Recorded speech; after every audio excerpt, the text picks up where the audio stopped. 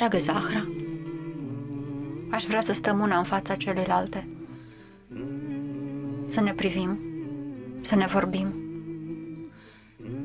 Aș vrea să o luăm de la capăt. Why and how did you decide to create this amazing story?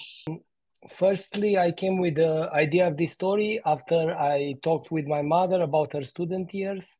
She studied medicine in Cluj, another city, but somehow the character of Maria is inspired by her and has also elements from Lavinia's mother background, so I'll let her add more. After I had this idea of these two women sending letters to each other and finding, let's say, the strength to oppose, let's say, these patriarchal regimes together through letters. I contacted Lavinia. I read her books, and I know she creates very strong female characters, and that's how we started working. Well, for me, it was quite a challenge, but I was really happy and honored to be invited to be part of this team. It was the first time I was working on such a project, so it was new for me, but also it was a sort of project that made me feel safe, because I'm a writer and I work alone all the time, and you know, sometimes you have doubts and sometimes you block and you don't know what to do next. But when you work in a team and they were pretty well oriented and they knew what they wanted. It was a good challenge.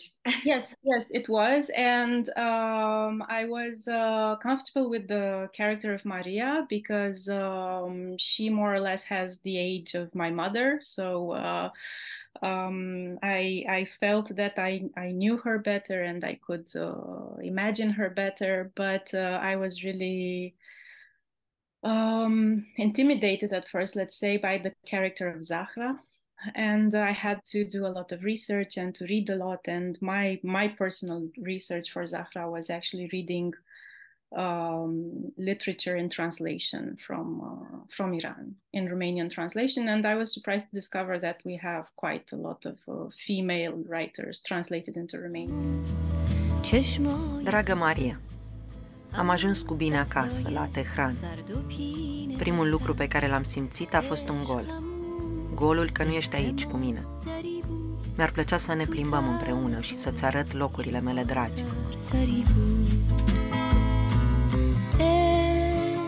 Vlad, tell me a little bit more about the footage that you've used. From the beginning, I wanted the film to look like this, to have these official images, especially with crowds, with people on the streets, in revolutions, rebelling or doing regular things.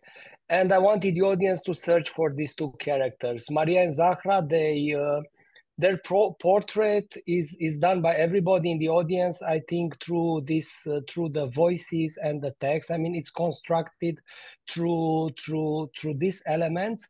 So people, I think they think at one moment, this is Maria and this is Zahra. So I really wanted this challenge, you know, to have these official images. We had a lot of official propaganda images at the beginning of the process, and then we integrated. We could find more intimate and private archival sources to balance a bit from this, let's say, historically informed archives. And yes, the letters are written, inspired by documents and by lives of other women, but the archives are all from the 70s and the 80s.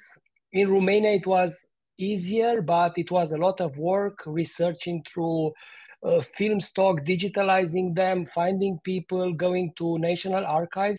Thank you to both of you, and good luck with the film. Thank you. And I think you have a great festival that combines literature with film, which is something that you don't find everywhere. So I really think this film fits there. Yeah, I think so too. I think so too.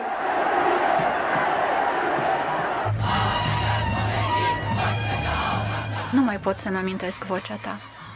Spune-mi, te rog, măcar că ești bine.